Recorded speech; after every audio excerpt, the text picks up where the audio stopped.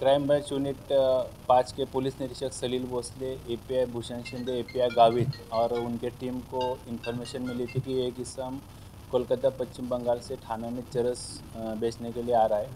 उसके अनुसार एसीपी शेखर बागड़े इनके मार्गदर्शन में सापड़ा कार्रवाई आयोजित की, जिसमें संशयित इसम शनवर अली, ये रहने वाला कोलकाता पश्चिम बंगाल का, इसको हिरासत में ले लिया।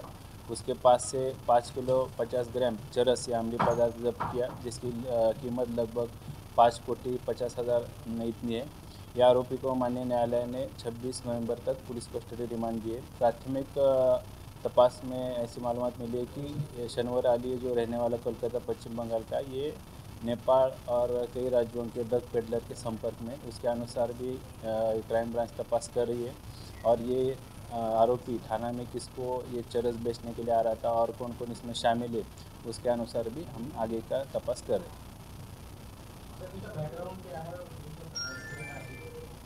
इन्वेस्टिगेशन में ये शनवर अली रहने वाला कोलकाता पश्चिम बंगाल का है। ये प्राथमिक इंक्वायरी में ऐसी मालूमात मिली है कि ये कई राज्यों के और कई नेपाल के कई ड्रग पेडलर है इनके संपर्क में। उसके अगेंस्ट कोई एनडीपीएस या ड्रग के अनुसार कोई गुन्हे दाखिल है, उसके बारे में भी हम मालूमात ले रहे हैं। 26 नवंबर तक उसका पुलिस कोर्ट रिमांड। गुन्हे शाखा घटक 5 पोलीस निरीक्षक सलील भोसले, एपीआय भूषण शिंदे, एपीआय गावित आणि त्यांच्या टीमला माहिती मिळाली होती की कोलकाता पश्चिम बंगाल येथून एक इसम ठाणे येथे चरस हा अंमली पदार्थ विक्रीसाठी येणार आहे।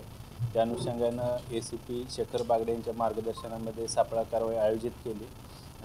त्यामध्ये संशयित इसम शनवर अली राहणार कोलकाता पश्चिम बंगाल यास ताब्यात घेण्यात आले। त्याच्याकडून 5 किलो 50 ग्रॅम चरस हा अंमली पदार्थ जप्त करण्यात आला, ज्याची किंमत अंदाजे 5,50,00,000 इतकी आहे। सदर इसमास अटक करून माननीय न्यायालयाने त्याला 26 नोव्हेंबरपर्यंत पोलीस कोठडी रिमांड दिलेला आहे।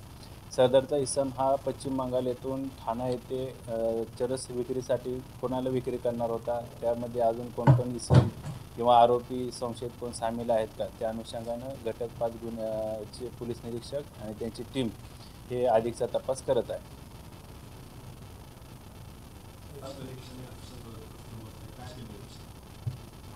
नेपाळचं कनेक्शन असू शकतं। प्राथमिक चौकशीमध्ये हा जो इसम आहे हा नेपाळमधील काही ड्रग पेडलर आहेत त्यांच्या संपर्कात असल्याची प्राथमिक चौकशीमध्ये माहिती निष्पन्न झालेली आहे। त्या अनुषंगाने देखील आम्ही पुढील तपास करत आहोत।